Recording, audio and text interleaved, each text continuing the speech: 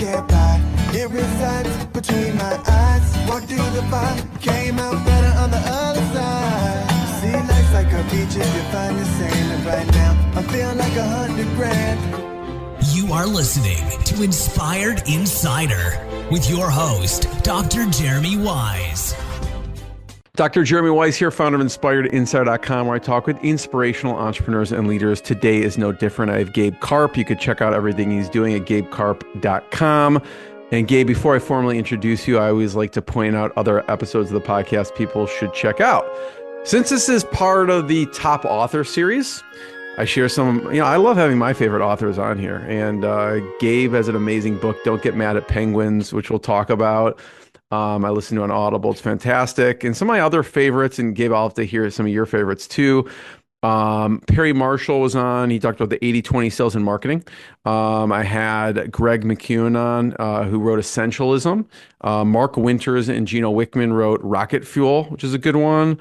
Hal Elrod wrote Miracle Morning. Dory Clark, Stand Out. And then the list wouldn't be complete without Josh Linkner, of course. I know you know Josh well. And he was on the podcast. He talked about, he wrote many books, two of which Disciplined Dreaming and Big Little Breakthroughs. Gabe, do you have some favorite books? Obviously, besides Don't Get Mad at Penguins, what were some of your favorites? I do. The Hard Thing About Hard Things. It was Ben Horowitz. I can't remember if it was Ben Horowitz or Mark Andreessen. Yeah, Ben Horowitz, yeah. Yeah, Ben Horowitz. That's a great one.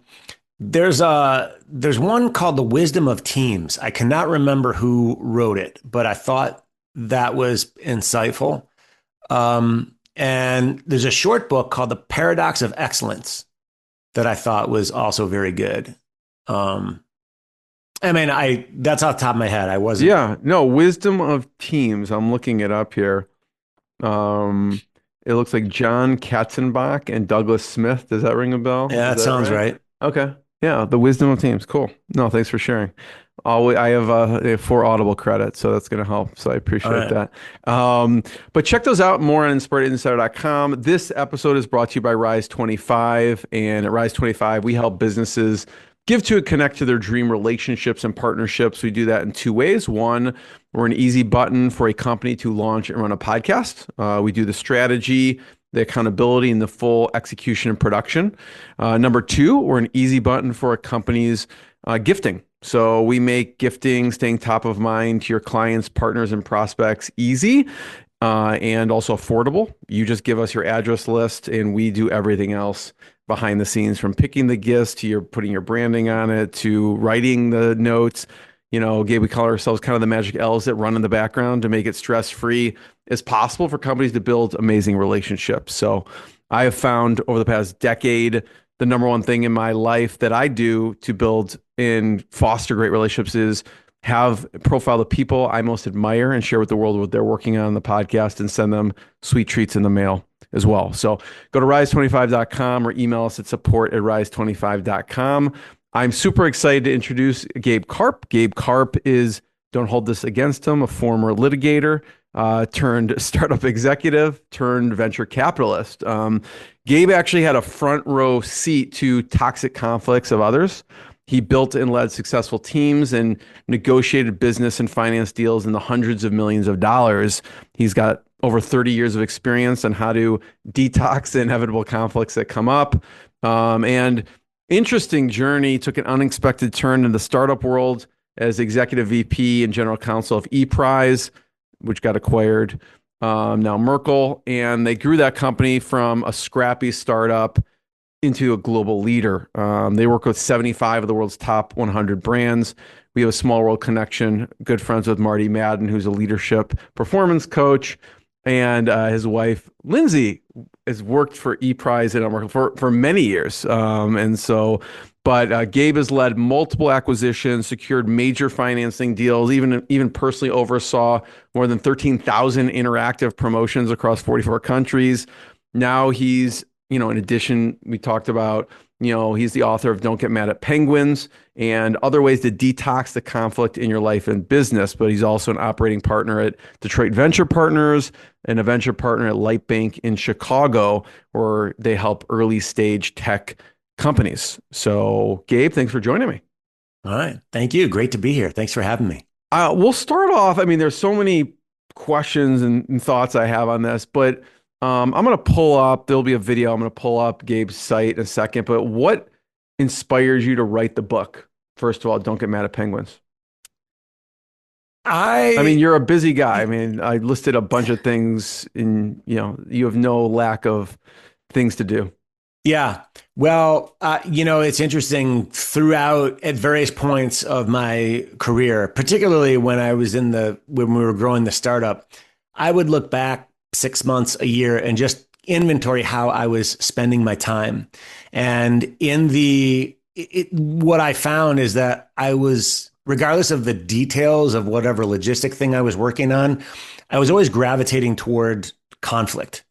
And, as a trial lawyer, as a litigator, of course, I was creating conflict, making it worse. As an executive in a technology company, I was seeking out conflict, rooting it out, and then fixing it so we could move along and go faster.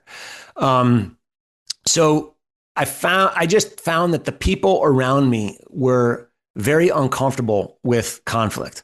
I came from the litigation world, so I was very comfortable with it. I, in fact, enjoyed getting into conflict, and I wasn't aware about how uncomfortable people were, and my lack of awareness made them even more uncomfortable. By the way, if you hit the home button, that's Get Mad at Penguins. So I really enjoyed working with people and solving those problems so we could just move faster. And we could make more money, and we could increase profit margins, and we could grow the careers of the people we were working with more, and we could resolve our differences without drama. And in working with people and seeing how uncomfortable they were with it, I had the conscious thought of, I have to make these people more comfortable with conflict. We cannot afford the drag on our progress because of this discomfort. And I just started coming up with really simple, easy to use tools that anyone could use to sort of navigate difficult situations. And I found that people would come back to me weeks and months later and saying, hey, I just want to let you know, like, that we were talking a while back, you said this one thing and it just really resonated, and I use it all the time now, and it's great. So that was the impetus for really focusing on how to make conflict work for us, not against us. And I started doing some keynote speaking. And the first keynote speech I really formulated became the outline of the book. So that's a very long answer to why did I decide to write a book. I decided to write it because I love conflict. I had an outline for it. I never thought of myself as an author. But once I realized I had something to say and I had a good framework to say it, I said, all right, let's sit down and get to brass tacks and start writing this. And by the way, COVID had just hit, so I had a lot more time on my hands. I'd love to hear some of those tools and exercises. I do want to point out you do have a great TED Talk here. So if you go to where I'm Gabe, if you're listening to the audio, we're at gabekarp.com. If you scroll down, there is a Watch TEDx Talk link here. And it's a great, again, Cliff Notes version of your book. So I encourage people to check it out, listen to this, and then obviously get the actual book, which has everything in it. But what are some of your, the fan favorite tools or exercises? There are some good ones. I think one of the good tools is you deal with people with ego a lot. Look, as a lawyer and you deal with other lawyers, it's sometimes hard to fit inside a room because the egos are so big. And I'm certainly as guilty of that as anybody, particularly earlier in my career. And I would find that when I would deal with other lawyers and my ego and their ego were bumping up against each other, after a while, it just got annoying to me. And I annoyed myself. It's like, why am I dealing with this? And I came up with the really the simple statement of catering to your own ego is very costly, but catering to someone else's ego is free. So if you find that you're dealing with someone whose ego is driving that conflict, I say feed that person's ego. It'll literally cost you nothing. And you just recognize that this person has a need to feel powerful. So just tell them they're powerful and like respectfully ask to not use their power to hurt you. And once you do that, every time I've done that, I have found that the other person immediately changes for the positive. Instead of us butting heads, I've checked off a mental box in their mind. They may not even be consciously aware that they had. They have that need to be seen as somebody who's, should be respected and is powerful and is smart. And once you just give that to them, they'll be very willing to give you whatever it is you want. I mean, now you're in some negotiation if it's a financial deal, but it just makes moving through that process so much easier. Yeah, and there's a great story if you go to get his book. There's a great like real world story that he tells in the book about how he actually did this when there was this conference call with a group of lawyers. So you know what I'm talking about. Yeah, that's a good story in the book.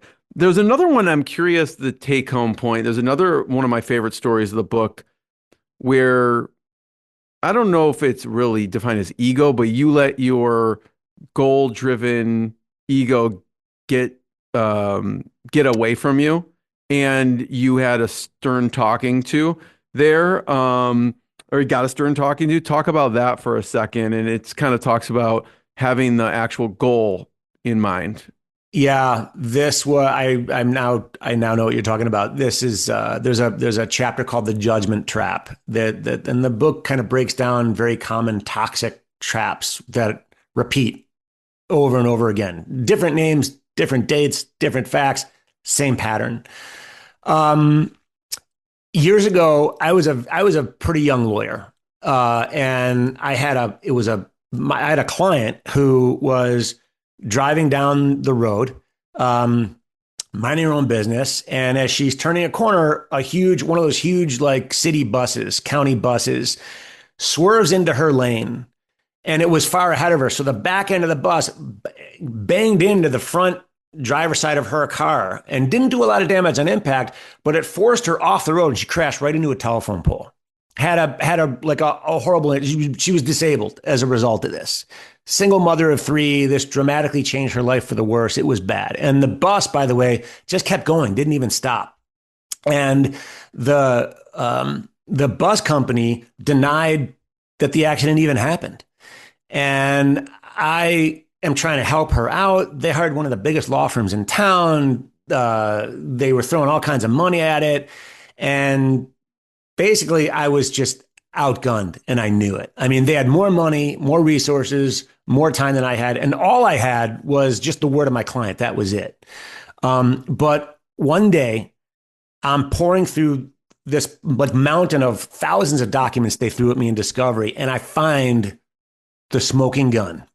It was the log sheet from the bus that day, written in the bus driver's own handwriting. And if you've ever seen anger, like translated into the written word, this was it. At the top of the page, I remember it said, "This was supposed to be my day off." The guy wrote it in all caps, 3 exclamation points, underlined it. And then on one corner, it said, "This is an overloaded route with too many rowdy passengers." And then it said, "Per dispatch, pedal to the metal, back to station." And that entry was written 6 minutes before the accident happened. And the log sheet proved that the bus was in the exact location of the accident at the exact time my client says it happened. So I'm like, this is it. I'm going to win. And I didn't even tell the other side about it. I didn't even say I found it. I don't think the lawyer on the other side even knew this thing existed because they were just mailing it in. At the bus driver's deposition, he just said, I don't even remember that day. And I didn't have the log sheet when I had his dep, but clearly he remembered that day. This guy was pissed off. There was no question about it. So fast forward, we show up for trial, and the judge pulls both lawyers into her chambers like any good judge does and tries to hold a settlement conference. Like, is there any chance we can settle this before we start picking a jury? And at some point during the settlement conference, she talks to us separately. And when she gets me alone, she proceeds to tell me that I have a weak case, and like she can't understand why I didn't accept their settlement offer. So I took a chance. I tipped my hand. I showed the judge. I said, Judge, I want to show you something. You got to promise you're not going to show the other side because they don't know about it. And I showed her the log sheet, and I explained my whole theory of the case. And she's like, all right, I got it. And then she calls the other lawyer back in, and she says, you got to increase your offer. And the other lawyer says, Your Honor, I don't believe this accident even happened. What do you mean increase my offer? And the judge said, well, I believe it happened. And I believe he is going to convince a jury that it happened. And I don't want to waste 2 weeks in my courtroom on a trial that should settle. And then she just proceeds to lean on this lawyer. Like, I've never seen anyone lean on a lawyer before. And at one point she picked up the phone and she said, do you need me to call your client and get more authority for you? And I got to pause here because. So it was good that you tipped your hand at the time. It was good. I tipped my hand. But now that I'm in the story, I got to take a detour in this story. What I didn't realize is that something that happened more than 30 years earlier dramatically impacted how the judge behaved in these chambers. Back in 1964, she was not a judge at the time. She was a young African-American attorney who had gone down to Mississippi to help civil rights workers who were getting in trouble with local law enforcement because they were all down there registering Black people to vote. And the local sheriffs, they didn't take too kindly to that down in Mississippi. And it was a scary time. It's an ugly time in American history. Very, very dangerous and scary time for civil rights workers. I didn't know this, but my father, was one of those lawyers with this judge down in Mississippi working together to help register votes. And they all formed a bond together that you can only be forged in such extreme circumstances. Now, fast forward 30 years later, I had no idea that she had been with my dad. I kind of heard stories when I was a kid about something about that. I just didn't know any detail. And she never let on that she knew my dad, but later on she did. But so that's why she kind of helped lean into this case. Plus, once she saw the log sheet, she was like, this case should settle. And then I said, so basically the other lawyer comes back and they end up offering 10 times what their previous offer was. So I sat back and I said, well, I'll of course relay this to my client as I'm required to do, but I'm not sure it's enough money. And then the judge says to the lawyer, excuse us for a second. And then she gets me alone again and she goes, what the hell do you think you're doing? And I said, Judge, what are you talking about? Like they hurt my client. They lied about it. Then they covered it up. And now they think they can get away with it just by throwing a few extra dollars. No, I'm going to expose this injustice for what it is. I'm going to show the jury who they are. Like, I can win this case. And she just like stops and she's like, I do not need you to lecture me about injustice, young man. They just offered your client more money than she's ever dreamed of.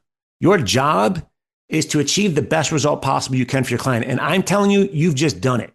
Yet you're going to go ahead and gamble all this at trial.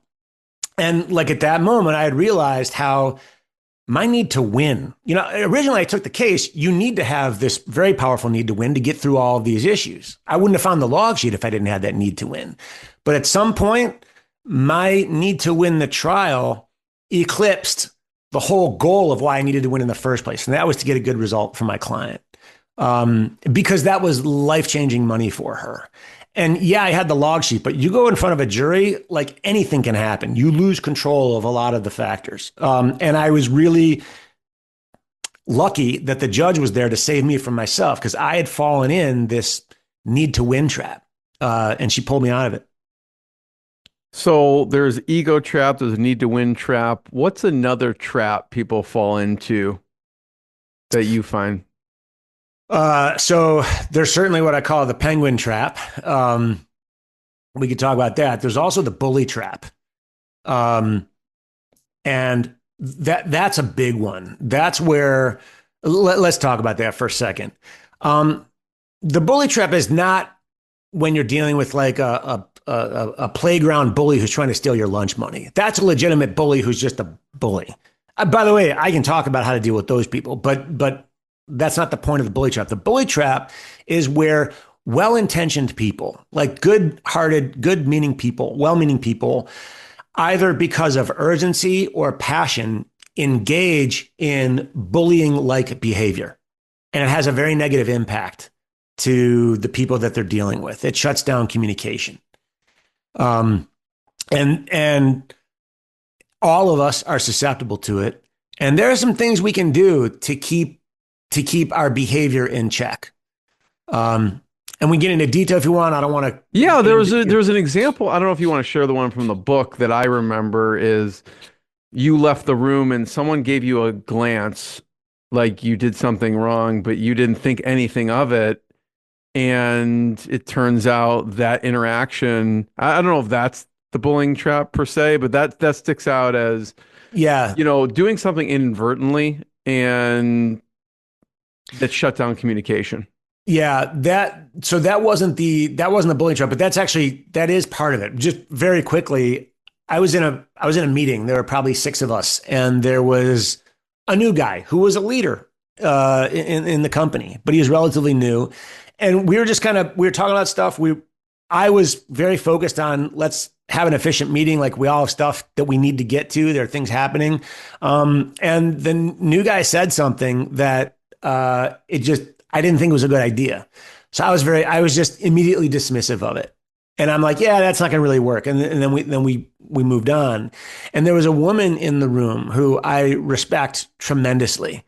And maybe about 30 seconds after that, my eye caught her, and she's giving me this look of judgment, like disappointed, like shaking her head.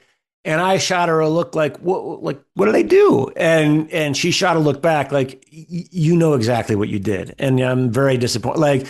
And by the way, that exchange I had with her was 1.5 seconds. And then afterwards, the meeting ended, and I went to her and I said, like, what? And she told me, she's like, you shut that guy down.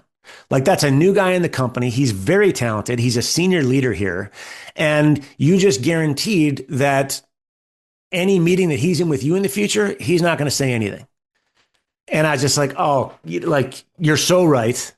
And then immediately I don't even know where I was. I just beelined right to wherever that guy was.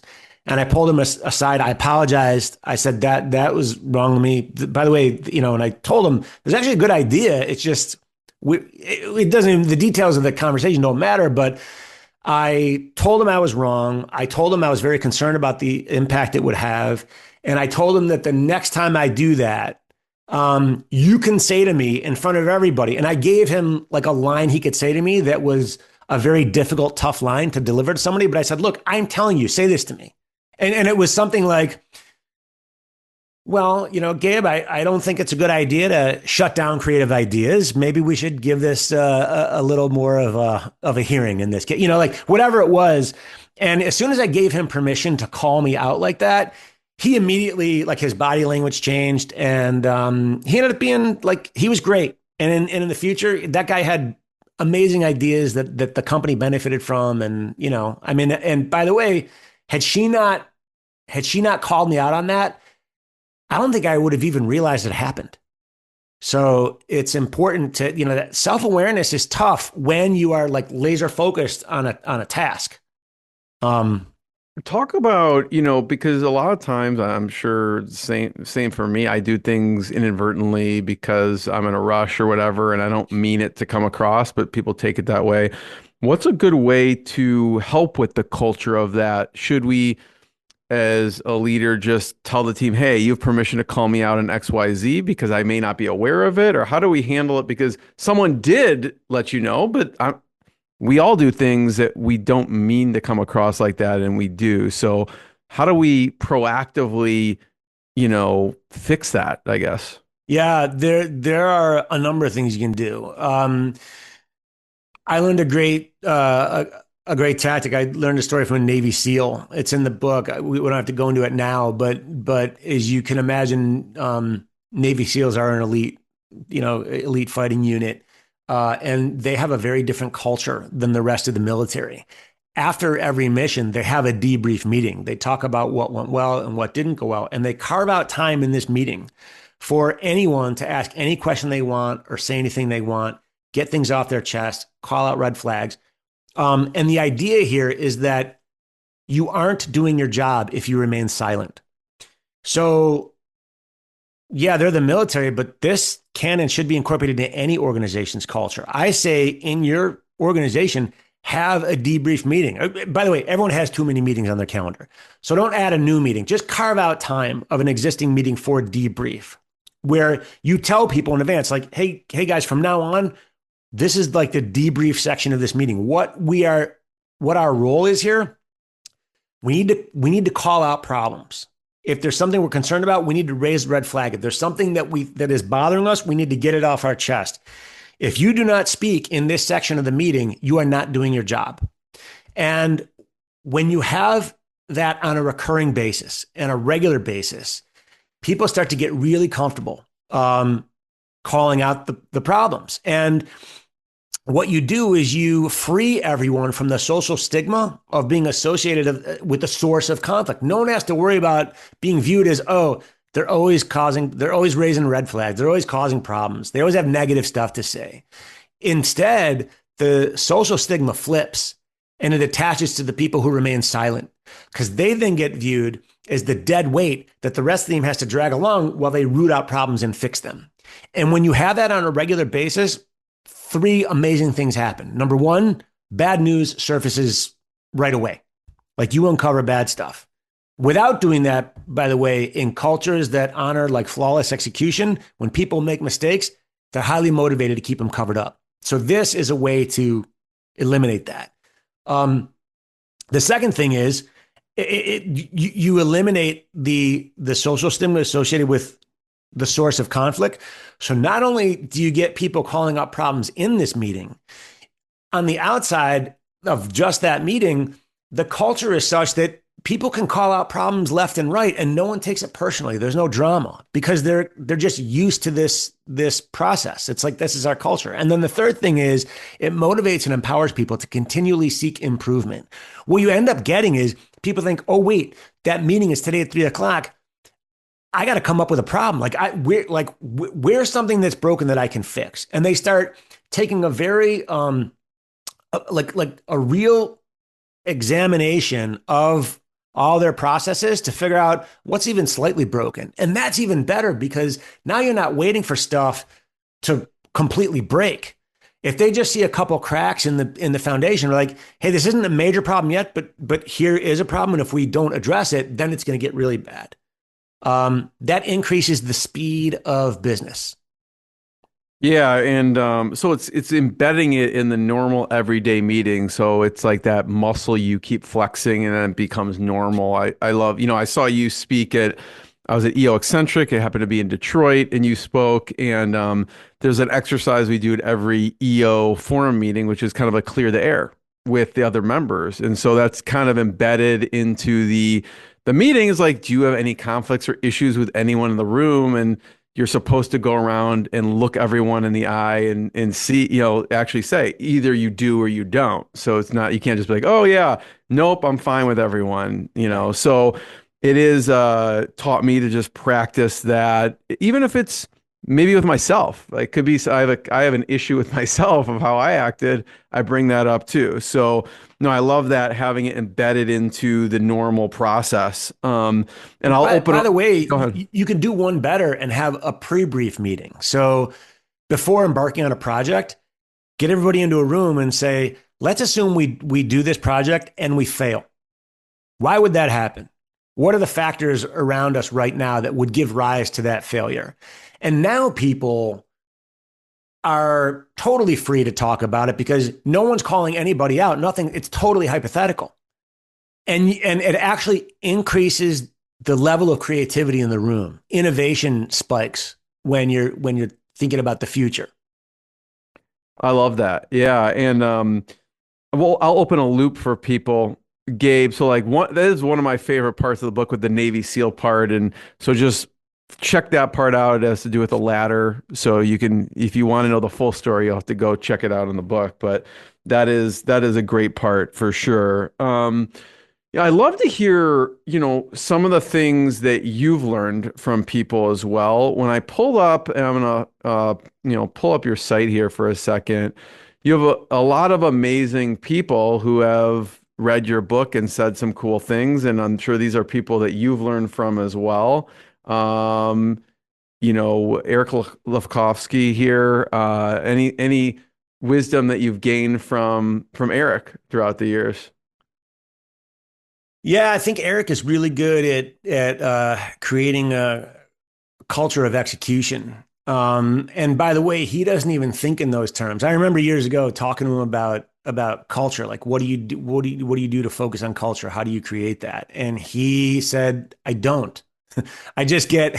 He said, I get really smart, talented people together, and we just get in and we move very, very fast. So we're a culture of speed. And if you want to be a culture of speed, that necessarily means you can't get bogged down with drama or emotion or that sort of thing. Performance issues are addressed without people feeling bad. Process issues of process get tackled right away. He's just the speed with which he operates is the speed and candor. The speed and candor with which he operates drive very healthy culture. And then I know you worked very closely with Josh. What's something that you observed from Josh and his leadership? I mean, Josh is fantastic, and he's become a good friend. He's been actually very, very supportive of me in a speaking relationship. Excuse me, speaking business as well, because he's a New York Times bestselling keynote speaker. I remember early on, Josh had said, someday someone's going to come along and put us out of business, and it might as well be us.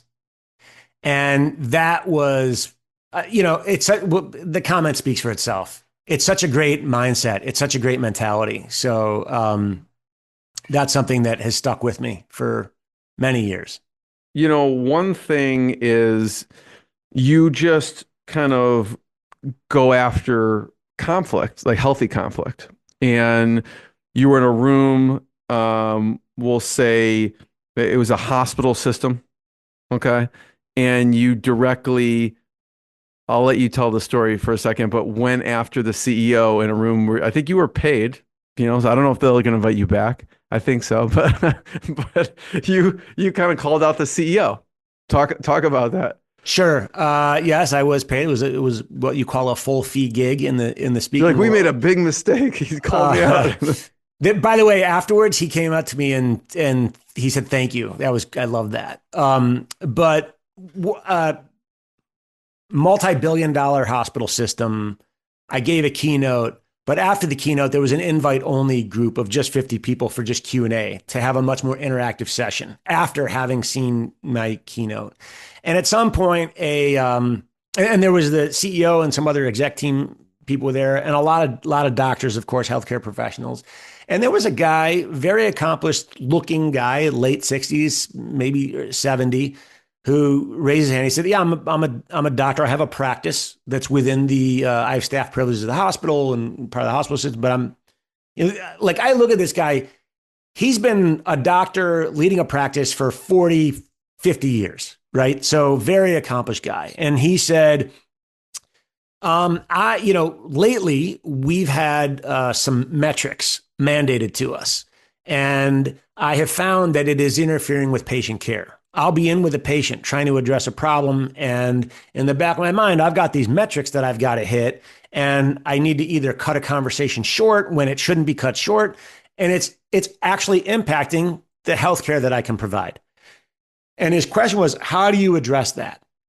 And I said, when you say that so by the way, they had a giant rectangle, and I was standing in the center of it.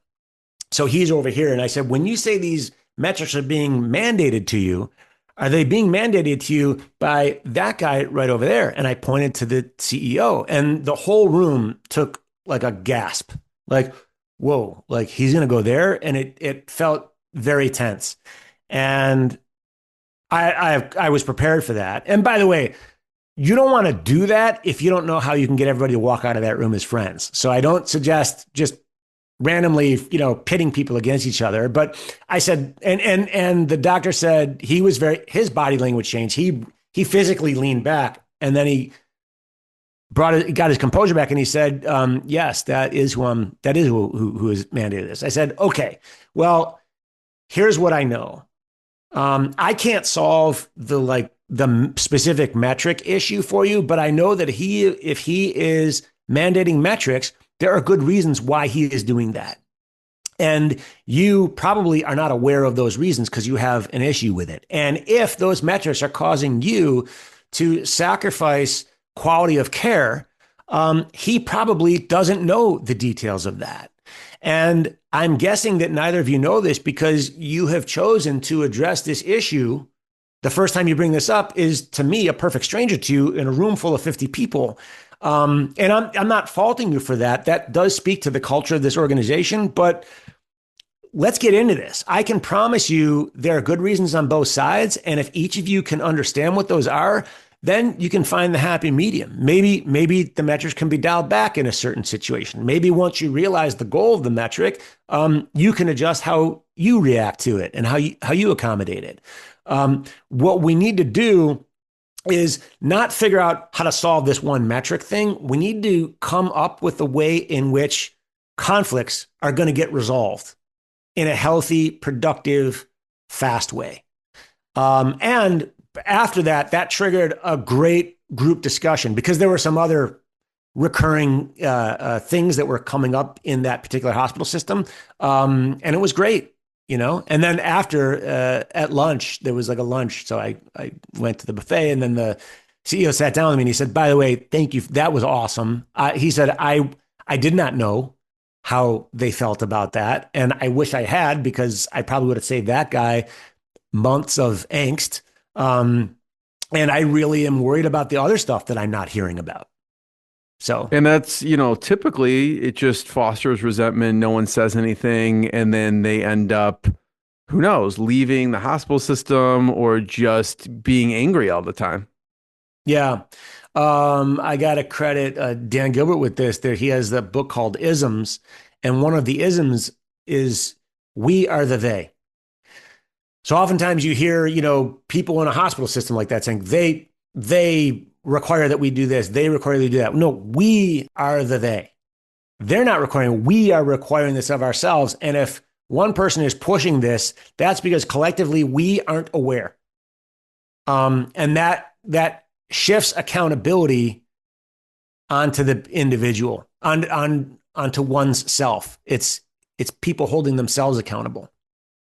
And that, translates to everything, right? I mean, we're talking about a doctor in a hospital system, but if you look at any organization, there's some kind of mandate from the company, and it's a new rule, it's a new thing, and they're not probably communicating. I've been guilty of this for sure, not communicating with the people of like how I felt, just like, okay, I got to just deal with it and live with it, right? So I think it applies to any company. What were some of the things you did to resolve conflicts at ePrize? I know one of them, like, it's kind of embedded in the meeting itself. What are some other things that you did to make sure that they didn't, those conflicts or resentment didn't increase with people? I had basically started a legal administration team. There was a team of about 10 people, which is very large for a legal department of a company our size, but legal services were one of the deliverables to our clients. And I was hiring some lawyers, but also sometimes I was hiring people right out of college, their first job out of college, and I was teaching them enough law where they could talk to lawyers representing our clients on resolving some issues. And I needed them to be comfortable engaging in conflict with these lawyers. Because lawyers, we talked about at the beginning of this, big egos, right? There's an intimidation factor. And they've probably been flexing this muscle of conflict all the time, where most people may not be. Yes. And by the way, lawyers typically don't take it as personally as non-lawyers. And that's a real thing. So I was trying to get people very comfortable challenging things. And I would say, at the meetings, I would say, listen, we got to like call stuff out. We got to challenge things. And they would all nod and say, yes, you're absolutely right. We do. But meeting after meeting, I wasn't getting the kind of resistance and the basically challenging that I wanted. So one day someone asked a question, and it was a legal question. Like, hey, by the way, we did promotions like loyalty programs and that sort of thing. There's law around them. Someone said, we have a client that wants to do it this way. Is that legal? And I said, actually, it's not. There's a United States Supreme Court case and then I made up a case with absurd facts. Like if I can't even remember what I said now, but if I said it, you'd be like, clearly that's not a real case. And so I made up the most absurd scenario I could possibly think of. And they're all just nodding. And I said, does that sound right to you? And someone says, no, I mean, it kind of doesn't make sense. It sounds a little weird. And I said, well, then why didn't you question it? They said, because you said it with such authority that we figured it was right. Oh, by the way, I kind of blew the punchline. They said, does that sound right to you? And I said, does that sound right? And they say, no. I said, that's because I made it up. I totally made that up. Why didn't any of you question it? And they said, because you said it with such authority, we thought it was right. And I said, if something doesn't make sense, you have to question it. I don't care who says it, especially me. And then once they realized I was capable of just literally lying to them and making stuff up, it became a bit of a game. So they freely challenged me. And by the way, it was a little annoying because at some point I would get challenged. I was like, guys, just trust me. Can we move on? Like, it's right. And, no, you told us not to let you get away with it. You have to convince us this is right, which is good. I mean, it does prompt a lot of good conversation. And they even had fun doing that with each other, challenging each other. And, openly challenging someone else, like frontal assault, and nobody felt threatened. Nobody felt like their ego was being damaged. Nobody felt like they were being disrespected, because it was fun. There was another type, really difficult conversation could be firing someone. And can you talk about, there was an instance where this happened with you, and it's actually someone that you liked. Yeah. There not saying it's any easier with someone you don't like, but it's especially hard if someone you like. Yeah. This is someone that I had worked with for a number of years, genuinely liked them. And at one point we did like a reorg, and they moved his team under me. And there was a performance gap there. And he had not been given adequate feedback up to this point. So he was not aware of where these performance gaps were. And once we did this reorg, I took several weeks to kind of get the lay of land, understand what was going on. And then I sat him down and we had a conversation saying, there's a get, like, you're operating here and you need to be operating at this level. And his first response was, I don't believe you. Like if what you're saying is true, somebody would have said that to me already. Like and that was a real, and then I had to say, well, if you don't believe me, then you got a bigger problem, because if I am lying to you, you got to get as far away from me as fast as possible. Cause that would mean I'm evil. That mean I'm making something up for some sick, perverse reason, which you can't trust me at all. So consider that as a possibility, but also consider the possibility I'm not evil and that, like, I'm just telling you the truth. And ultimately he was in a position where he was kind of set up to fail. And it really wasn't fair that he was in that position in the first place. But he was, and it wasn't after I did everything I could do to get it into a place where it could work. The reality was I could not afford the own time it would take me to get it there. He could have gotten there. And by the way, he did get there. It was just later on. I did have to let him go. And it was at a time when the economy was in a really bad spot, and it felt horrible. Like, I remember not sleeping at all the night before, but I was very respectful to him. And most importantly, I was sort of like brutally honest to him. And ultimately he really appreciated it. And that was many years ago. To this day, we're very friendly. He'll text me, we'll text each other. Now, by the way, that speaks a lot more to what that says about him as an individual, because he's just a phenomenal person, and less about, how I handled it. But I think it's sort of a combination of that. And one thing that really bothers me, and I've seen it a lot, is when there is a performance issue that goes unaddressed because the leader is just too afraid to have the uncomfortable conversation. And out of some misplaced sense of, well, I want to be respectful of them. So they conflate being respectful with being nice. Like telling somebody what they want to hear is not nice, especially if they are not succeeding. You know exactly how they are not succeeding. You know exactly what they can do to fix it. And then you deprive them of that opportunity by remaining silent. That is actually a very mean person for one human being to do to another. And I see that a lot. And I say, you know what? Like, you owe it to the person to fight through whatever discomfort you have. And one of the ways that you can fight through discomfort is to realize I'm actually doing this person a favor. Take a really simple example. I'm a keynote speaker.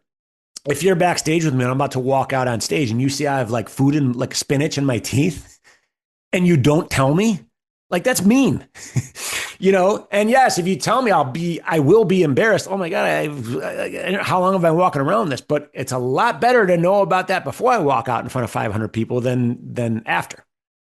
As a company, Gabe, how do you combat that? Do you have like a certain cadence of meetings to make sure, again, it's like built into the process, or what do you do like from a company standpoint?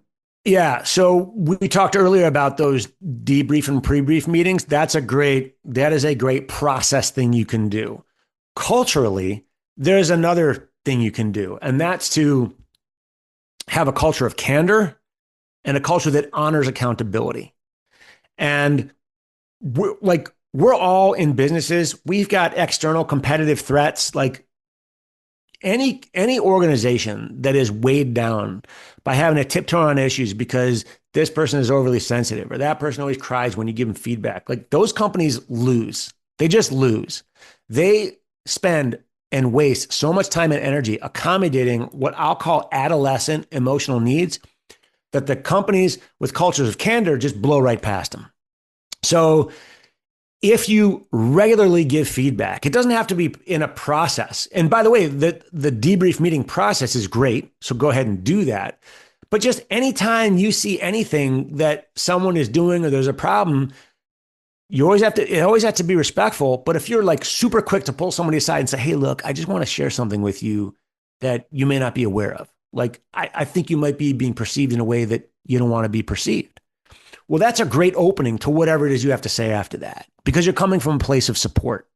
But you have to do it regularly. And when the leaders do that, they model the behavior for others. And then the other piece that I talked about is honoring accountability. I said earlier, like, a lot of organizations honor flawless execution above all else. And mistakes are frowned upon and they're seen as badges of shame. And when you have a heavy emphasis like that in a culture, then people cover up mistakes. But when you make it known that, like, look, we're human, we're all going to make mistakes, that is inevitable. But the one real test of character is how we respond once we recognize we've made a mistake. That's something we need to honor in this organization. And when somebody steps up and says, hey, I screwed this up, this is how I screwed it up, and more importantly, this is what I'm going to do to make it better. And if the organization honors that, that's going to drive a lot of innovation, and that's going to remove the fear. People should know you're never going to lose your job for making a mistake. You could lose your job for covering up a mistake, because that's actual dishonesty. And I say with clients, clients demand flawless execution. They all do, right? When you actually make a mistake and a client brings it to your attention and they're angry, immediately fall on your sword. Immediately say, this is our mistake. We're going to do what it takes to make it right. And if you do what it takes to make it right, then at the other side of that relationship, you're going to have such a deeper loyalty with that client than you ever would have had you flawlessly executed in the first place.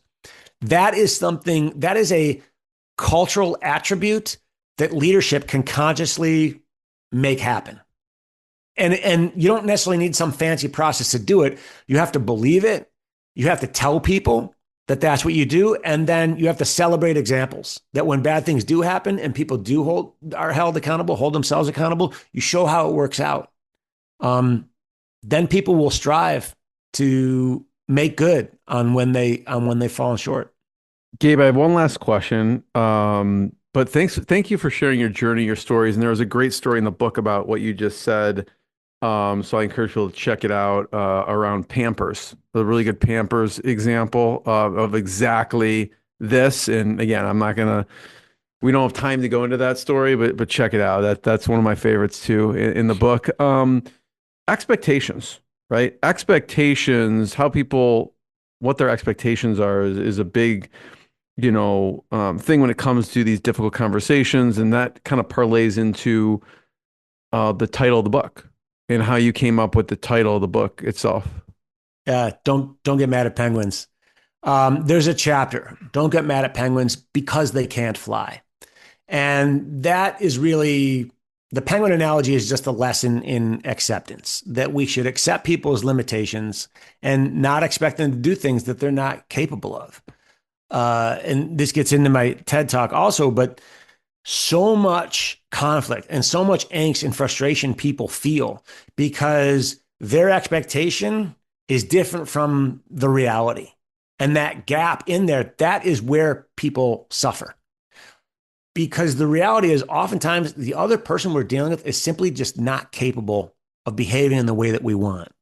And one of the hardest things to do, one of the biggest challenges is to actually recognize that someone is limited, especially when everything else we know about them suggests that they're not limited. So that's why I say, take a penguin, for example. What do you mean a penguin can't fly? It's a bird, it's got wings, it's got feathers, and birds with wings and feathers can fly, except penguins cannot. Like flight is literally beyond their ability. And you could choose to get mad at that, or you can accept it. And that the same holds true with personal relationships with people. Sometimes we have friends that are just negative. Sometimes we have people that are late. Sometimes we got people with big egos. And I have found... Oh, yeah. Oh, totally. Expectation. One of my best friends is late to everything, right? And so that's just my expectation. So obviously for my rehearsal dinner, I told him to come 2 hours early. Told him that was the actual time, and he actually came right on time, which means he would have been 2 hours late. So that's great. Anyway, so I totally get that. Yeah. Right. And I mean, many years ago, I was talking to someone and she was sharing a situation she had with someone else. And she was really angry about this other person. And she was saying this person always does this, like every single time he always does this. And I said, oh yeah, you're getting mad at a penguin because it can't fly. And she's like, what the hell are you talking about? And so I explained to her the penguin analogy, and I asked her, I said, look, the next time this thing happens, what are the chances that this guy behaves in this way? And she's like, 100%. I said, all right, then why are you getting mad at it? like you just said that to me. So maybe a month from now it happens. If you get mad, you're just choosing to be mad. Like that's your choice. But by the way, that guy is not making a choice. He's literally not capable of doing what you want. And she's like, what do you mean he's not capable? He's like smart, he's witty, he's intelligent. Anyone who's smart, witty, intelligent is capable of recognizing what I'm saying. I said, no, that's not true. He's literally not. I mean, and then about 6 months later, she said, by the way, it's happened a couple times with this guy. And as soon as he's doing it, all I see is like this cute little penguin in front of me, and I don't even get mad. Love it. Gabe, I want to be the first one to thank you. Thanks for sharing your story, your journey. Everyone you can check out the TED Talk, go to gabekarp.com. You can check out the book, Don't Get Mad at Penguins, and we'll see everyone next time. Gabe, thanks so much. Thanks for having me, Jeremy. What I got, you can't buy. It resides between my eyes. Walked through the fire, came out better on the other side. See, life's like a beach if you find the sand. And right now, I'm feeling like 100 grand.